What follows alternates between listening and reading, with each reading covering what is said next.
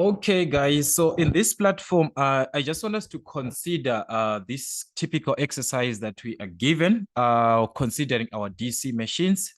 This is the first part that we're going to have. Let us just see some typical exam questions that we might be given, only that this is given as an activity, but these are actually typical examination questions that you might have in your finals. So we are given the first part that was to draw a fully labeled circuit diagram of a shunt motor. So you have to consider what you are given. It's not just a DC machine that you are working with, but it is a shunt motor that you are dealing with in that case. So yes, it's a DC machine, but being a shunt motor, we can have it as a shunt generator.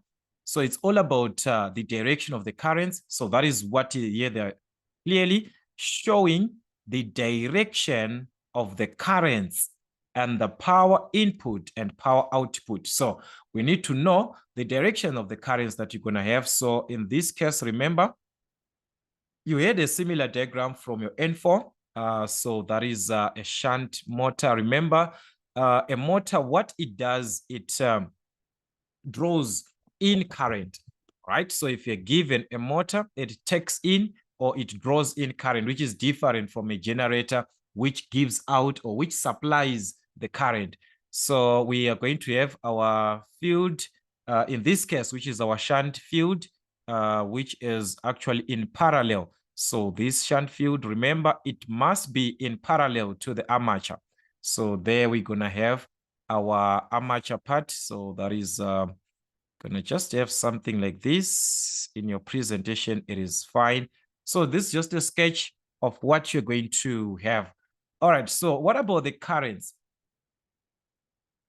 Remember, this is a motor, all right, that you're working with. And a motor, we know that it draws in current. So this one, it draws in current. We talked about this in our N4. So meaning to say the current is taken from the supply, all right? You'll be having your supply, so the current is entering.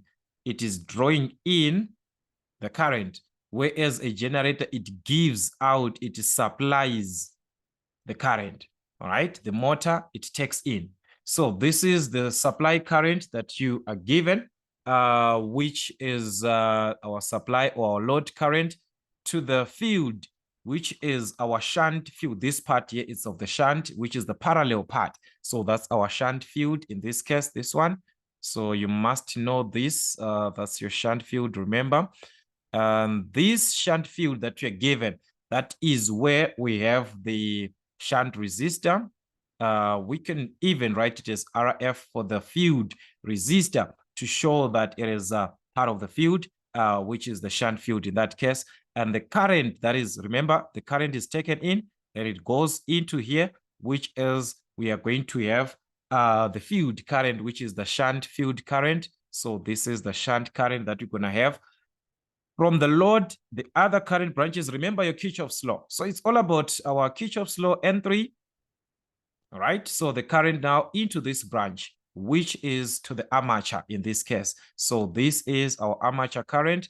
All right, so that is how the current is going to be taken as from the supply. Okay, from the load current to the shunt, which is the part of the field, and the other current branches to the armature. And with that consideration, you can even use the Kirchhoff's law in this case to determine what is happening. The load current is equal to the sum of these two because we are considering a loop at this point. So that is the condition that you're going to have. Then as we know, this is the motor. So the power that we are going to have here is going to be the input power, which is having the voltage at the same time. So there's the input power opposed with a generator, which shall be having the output power. So as I'm explaining this motor, you must consider a generator, that a generator, the opposite of what we are having. It is just going to be the opposite of what we are having in that case, all right? Sorry for that. So in each and every case, it is going to be like that. So This whole part that you're given, it is just considered on a motor, which is the opposite of the generator. Like I was saying, it is going to be in the other way. So if you are to consider your currents, everything that you are seeing here is just the opposite. All right, let us move on to the armature part that we are given. Remember, the part of the armature in this case, that is where we are going to have our output power. So this is the output power that you're going to have. Here it was the input, then the output on the other hand. And that is, you are going to also have the armature resistance. Remember, we talked about the armature current entering. Then we've got the armature resistance and also the back EMF considered as the generated EMF, but knowing that on a motor, this is the back EMF. So this is what you're going to have basically on your shunt motor. Like I said, know this and also just know the opposite is true for a shunt generator, because that one, it supplies or gives out current, whereas a motor draws in current, which is taking from the supply that we are given. So that was the basic part that you needed in that case, just our diagram. All right, we do not consider, but we're going to talk about the calculations thereafter and also consider your N4 part on the calculations, because we shall continue from those calculations. In a shunt motor or number 2, current, which is the armature current, is not equal to the voltage over the armature resistance. Explain why this formula is true. All right, this part that we are given here, they are saying the armature current, it is not equal to the voltage over the armature resistance on a shunt motor like this one that we're given. Why is that so? All right, if we are to consider what is happening here, this is where we are having our armature current. It is affected by two things. If you consider, there is the voltage, which is the supply. There is the back EMF, which is the generated EMF, which is also considered. There are two voltages that are affecting this armature current. So in an actual sense, our armature current is supposed to be the difference between the voltages V minus the generated EMF, which is our back EMF, over the armature resistance. This is what we're supposed to have in the actual sense. There is a back EMF to be considered. So you can say this formula is true because in a shunt motor, the armature circuit, there is a back EMF that opposes the applied voltage. So there is a back EMF that we have, and it opposes what? The voltage. So therefore, this armature current is supposed to be given by this formula, not the one that you're given there. All right, so that is exactly what we needed. Then question number 3, we are going to consider this calculation, and we are given a 6-pole. So each and every part that you are given, consider it properly. Each and every part that you're given. It's a 6-pole that you're given, a lap wound. These two, there's information to be taken there. All right, so they were given 250 volts shunt connected machine. So far, we do not know this type of a machine. Is it a generator or is it a motor? But they were given that it takes on armature current of 35 amps from a supply. This is what we have there. So what is it that we are given when it takes the current? It takes on from, where is it taking? It is taken from the supply. Guys, there are two things that you are given here. This is your supply. This is the supply. The armature current that we are seeing here, it is taken, it is from this load current that you are given.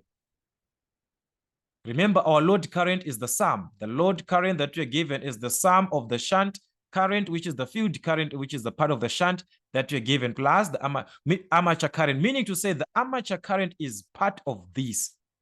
It is taken from there.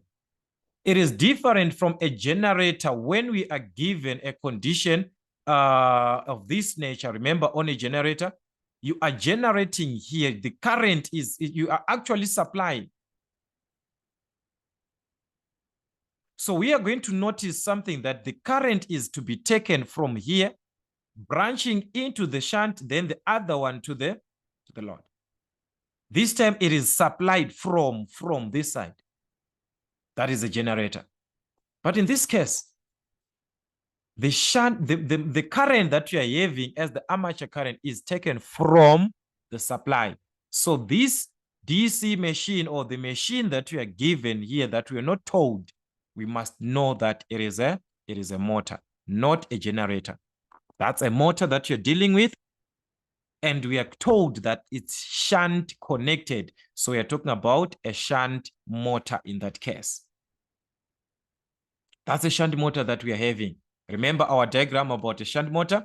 So let us just take our information aside. It's a 6-pole lap wound. So from the 6-pole that we are given there, we can find the pair poles, which is another part that you are supposed to consider. Pair poles, it's number of poles divided by 2. So meaning to say we've got what? 3 pairs. That is what we are given. And we are given that it is a lap wound. So the lap wound is going to affect our C, which is going to be given as the product of 2P. So C is equal to 2P from the pair poles that we are given. Then if it was a wave, remember for a wave, C is equal to 2. But this one will be 2P. So meaning to say 2 times the pair poles, 2 times 3 are back again to 6. 2 times what? 2 times 3. Remember, P is the pair poles. We've got 3 pairs. So 2 times 3, that is 6. So that is your C. And also, let us consider, we had given that it takes the armature current, which, all right, we've got the voltage there to the 250 volts. All right, so we've got the voltage of 250. The voltage 250 volts, then taking the armature current. There is an armature current there given of 35 amps. What else are we given? Then we are given from the supply and runs at 1,100 revolutions per minute. That is revs per minute. So we've got the speed in revolutions per minute. So since this is revs per minute, I'm just going to use capital letter N for that. That is 1,100 revolutions per minute. Then also you're given the armature resistance 0.25, and there are 900 conductors. So we've got armature resistance and also the number of conductors 900. So the armature resistance given as RA, that is 0.25, and the number of armature conductors, that is Z. So we've got 900 conductors. So Z is for the number of armature conductors. Remember, this is a shunt. You're talking about a shunt motor, the one that I gave a sketch before. In a shunt motor, there are some properties that you need to understand, the formulas that you worked on your previous stage, which is your N4. Those formulas are still the same. We still have to consider those formulas. There's nothing that has changed. Nothing has changed. So meaning to say, remember, this is a motor. So like I said, the motor, it takes in current. Then we've got our shunt current to the armature current and the part of the armature there. There is something that we'll need definitely from this. Okay, let's see. The first question was to calculate the induced EMF. Determine the following: the EMF induced in the armature. The EMF induced. As we are talking of a motor, the EMF induced in this armature, because that's where we have our armature circuit today. The EMF that we know is the back EMF, which is E. which is supposed to be our generated EMF. So how are we going to calculate this? There are two formulas for us to calculate this from what we are given, and we need to consider the information that we have. All right. So I want you to consider your formula sheet. I'm going to explain also from your formula sheet so that we can move on together. There are two formulas that we can use whenever you are to calculate the generated EMF. There are these two formulas that we have. The generated EMF equal to V plus or minus. So working with a generator, you're going to add. If you are working with a motor, you're going to subtract because it has got the back EMF. So the minus that we are seeing there is for the motor.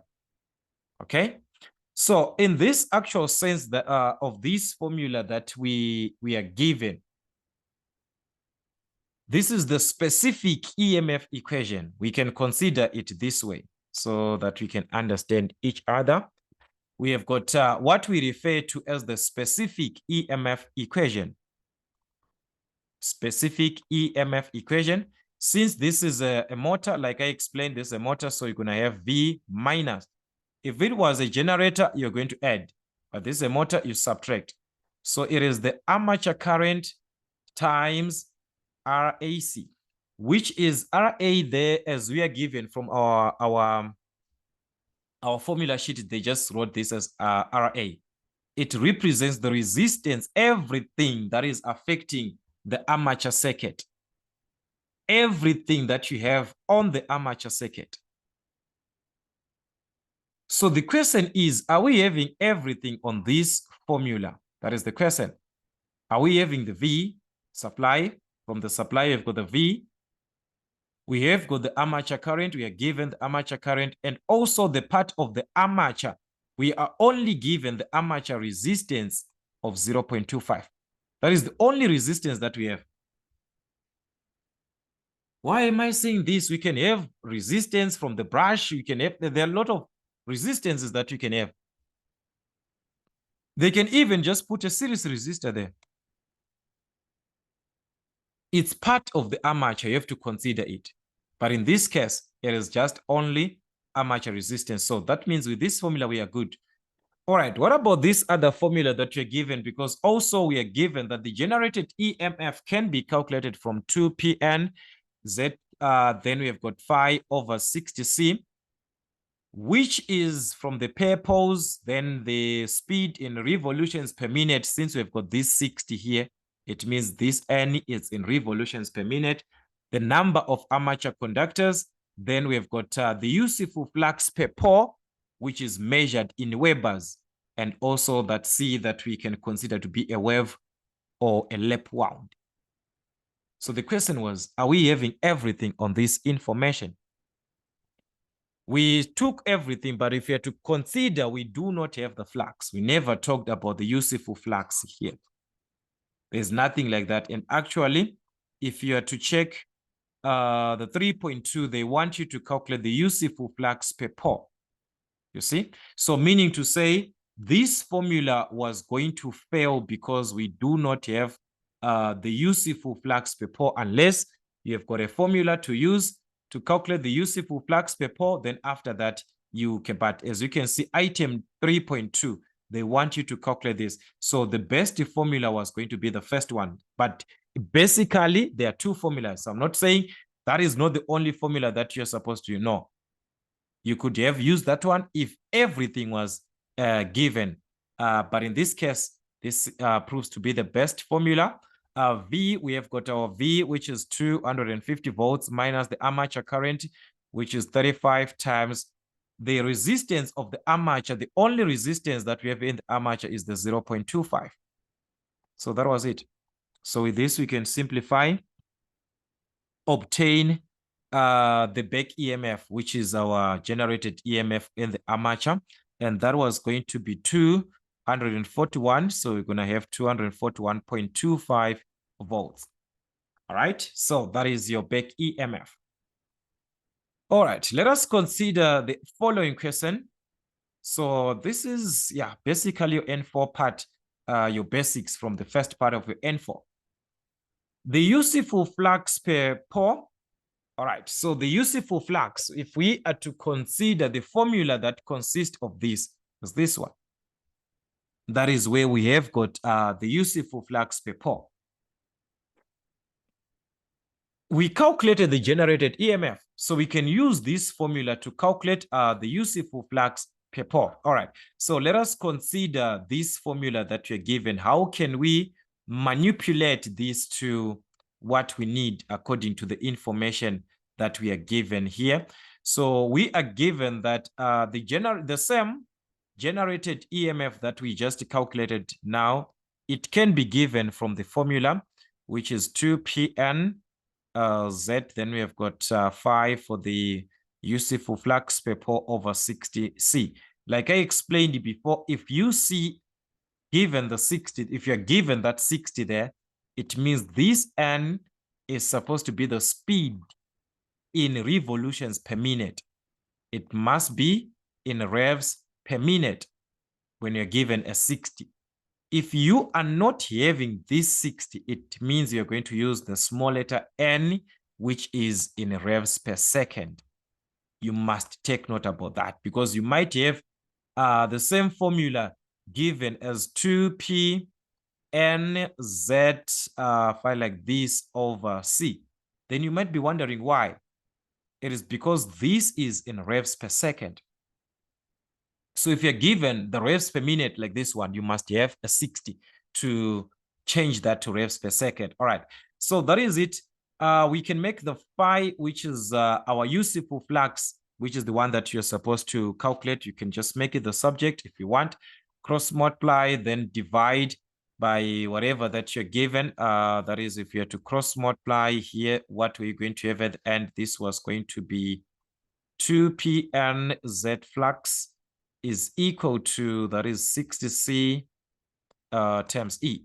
Remember, what you need is this flux here. So you're going to divide by 2P NZ. So this is 2P NZ. So this was going to cancel. You remain with a flux, just like that.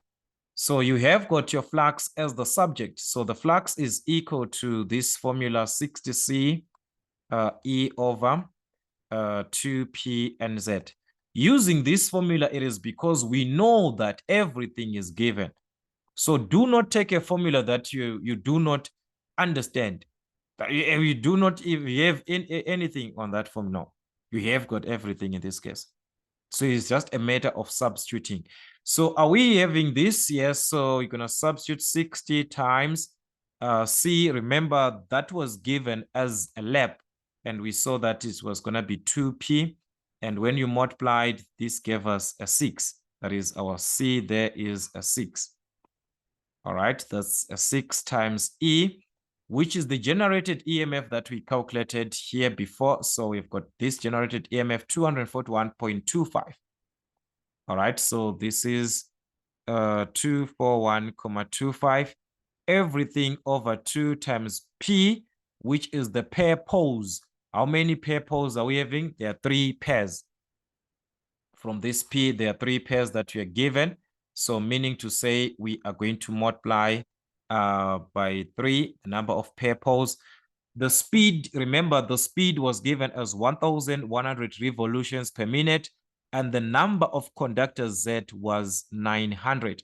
From the information that you're given, you have got the number of conductors, the speed, and also the number of conductors it was given. So that was it. So it is just a matter of knowing the formula to use from what you calculated before, what you have, the formula to use, which formula, which is the appropriate formula to use. That's it. It's all about the formulas to apply. So that's your electrotechniques. All right. So in this case, if you were to simplify properly, we were going to obtain something like 0.0146212, something like that. All right. So it is going to be best if you're given these decimals like this, you convert to milliwebers. So to convert to milliwebers, you multiply by 10 to the exponent of 3. By multiplying by 10 to the exponent of 3, you are converting your answer to milliwebers. So you're going to have the final answer in milliwebers. All right. So that was going to give us 14,621 milliwebers. That is to 3 decimal places. So each and every part that you're given, you must consider the formula to use. What is the appropriate formula that you are given and how to use that formula. That is all about the subject. All right, let us consider the other part of our question we are given, which is question 3.3. 3.3, calculate the torque developed by the machine. So there we need to calculate the torque. That is the torque developed by the machine. All right, so to calculate the torque that is being developed by the machine, also for torque, there are so many formulas that you can use. Just gonna go through what you're given. There is this formula, which is in most cases, it is the best formula to use, but I'm not saying that is the only formula that you can have when dealing or working with the torque. On this formula that we are given, are we having everything? Because we talked of the armature current, the C, the Z, everything there is there. So we can just use that. We can just use it because this part that we are having here, everything is there. So from the formula that we are given, we are given this, that is 3.3. The torque is given as, that's 0.318 times, that is the armature current over C times Z, the pair poles times the useful flux. We just calculated the useful flux. We have got the armature current, the number of conductors, the pair poles, everything is there. So with this formula, we can calculate our torque, which is measured in Newton meters. So these are the units for the torque. It is measured in Newton meters. All right, so let us just substitute and see what we are going to have. So the torque in that case was going to be 0.318 times the armature current given of 35 amps over C, which is for the lap. Remember, this is 6 times Z, the number of the conductors that you're given, that is 900. Then the pair poles, how many pair poles are we given? Remember, we have got 3 pairs. Our P is equal to 3. So there, our pair poles is 3 times the useful flux that we just calculated now. Remember our useful flux, we got something like that was 14,621 milliwebers. That is 14,621 milliwebers. All right. So there we have got 14,621 milliwebers. That is times 10 to the exponent of -3. Here we are rewriting the same milliwebers. Multiplying by 10 to the exponent of 3, it's converting to milliwebers. So you must be careful there. All right. If you just write 10 to the exponent of minus, it is the same as you are just writing a milli. Milli means times 10 to the exponent of -3. So to convert to those milliwebers, you multiply by the opposite, which is to the exponent of +3. So that's it. That was going to give you the torque in that case, and this was going to be 73,229 Newton meters. All right, remember the units for torque. So to do the right thing, I encourage you that you join membership. By joining membership, you have got the access to other questions that we are given. There are so many questions that we have to answer or that we have to consider in this activity. So for you to not to miss out any of these questions, make sure you're part of the membership. As we are having the membership, we are going to be talking about these questions, a lot of questions that you need to consider in your syllabus. So just make sure you join the one for N5 to N6 studies. That can help you a lot. All right, so let us just have number 4. Then the other questions, like I said, be watchful on them, on membership, and some other question papers also on our membership shall be there. All right, so there is question number 4. A 200-volt 6-pole DC motor. We are already told that's a DC motor. You've got a wave. And all this information, which is each containing of 4 conductors, all right, the useful flux. All right, so this is just a normal question where even the diagram, we don't even need a diagram. That's why we don't not even told this a shunt what. This is a normal question. So let us just take our information and see that's our question 4. We are given it's a 200-volt, that is the voltage, 200 volts. 6-pole, remember what I said about the pair poles, 6/2, which is 3 pairs. So meaning to say there, P is equal to 3 pairs. We've got 3 pairs.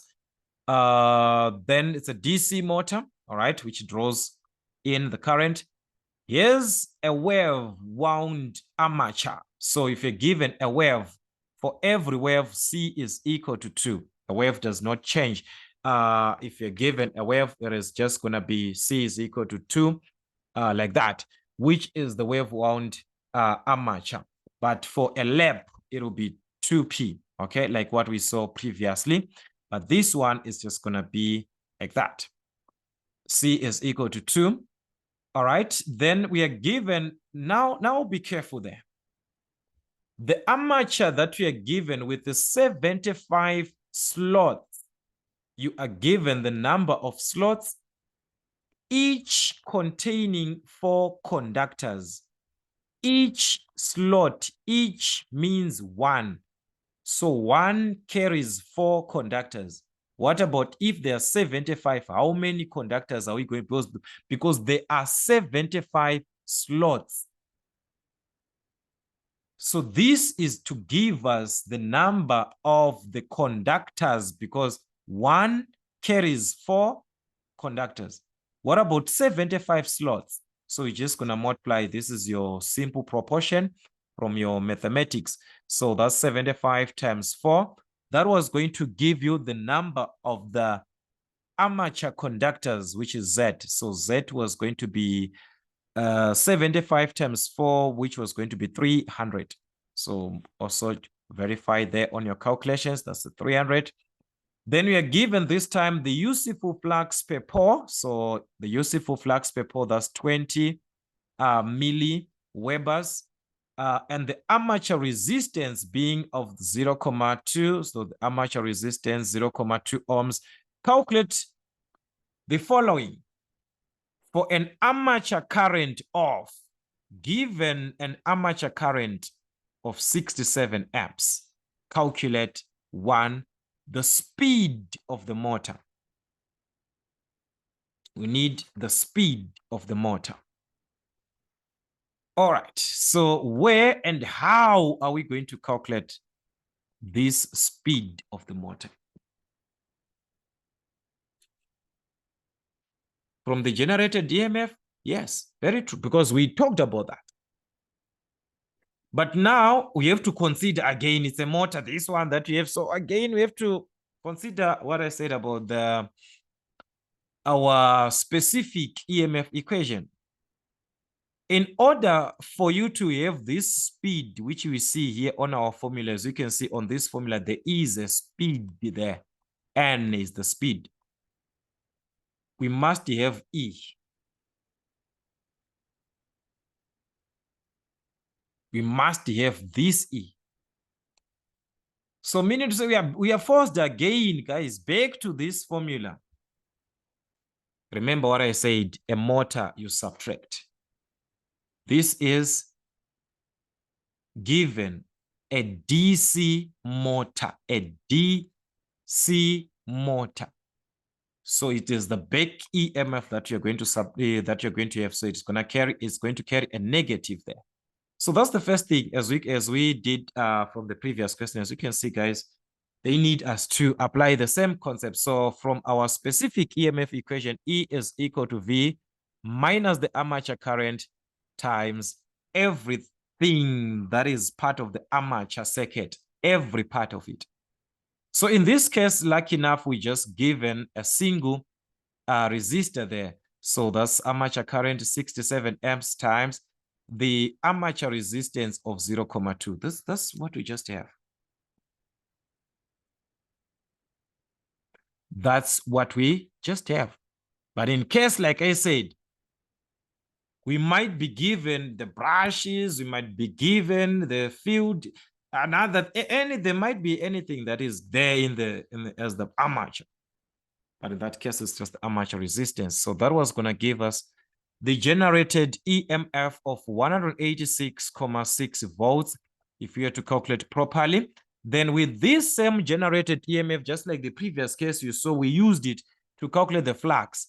Now they want you to use this formula to calculate N, which is the speed. So this is just a repetition of questions that we are seeing here. So E also is given as from this formula, we say this is 2π 2pnz, the useful flux over 60C. What we need this time is this N. So how can we make N? Subject, just gonna need to cross multiply here. That is 60C is equal to 1 times this is gonna be 2πnz times this flux. So to find the N, you can divide by what you do not need, which is 2πz flux. Just like that. Just like that. So this will cancel, this will cancel. We have got your N there. So N is equal to 60C E over what? Over 2P Z flux, like this. This is easier to work with as you manipulate your formula from your change of subject. Remember your N2 mathematics there. Everything we have, we're just going to substitute. We're just going to substitute. So therefore, our speed, as we can see, because there is a 60 that was part of our formula there, it means the N, the speed that you're going to have, it is going to be in revolutions per minute. So that's 60 times C. Remember, it was a wave. So it's just going to be 2. Here we listed C is 2. Then also we're going to have the generated EMF, which is the one that we just calculated now. So our generated EMF, which is the back EMF, was 186.6 volts. Over, this is going to be 2 times the pair poles. How many pair poles are we given? That is 3. So we are given the pair poles, which is 3. So this is just a matter of substitution. That is 3 times Z, the number of the armature conductors, which is 300 conductors. Remember here Z was 300 conductors from the product that we had of the slots and the number of the conductors. Then the useful flux this time we were given as 20 milliwebers, and milliwebers means times 10 to the exponent of -3, like I said before. With this, we are going to obtain the speed measured in what? Revolutions per minute. And this was going to give us 622 revolutions per minute as our speed. So you see, it's a repetition that you have of the manipulation of the formulas. Are you able to do that? That is the major part that you need. So work with the questions that you're given. Understand your question. What is it that I'm given? And which formula best suits what I'm given if there are maybe 2 formulas that are provided there. All right, then the torque developed by the motor, 2 marks. With this information of the C, the number of conductors, the flux, you see that the previous formula that we applied on calculating the torque is still the best one. All right. What was the previous formula that we had? Remember, from the previous formula, I said the torque can be calculated from this formula of 0.318 times the product of the armature current over C times Z, number of the pair poles times the flux.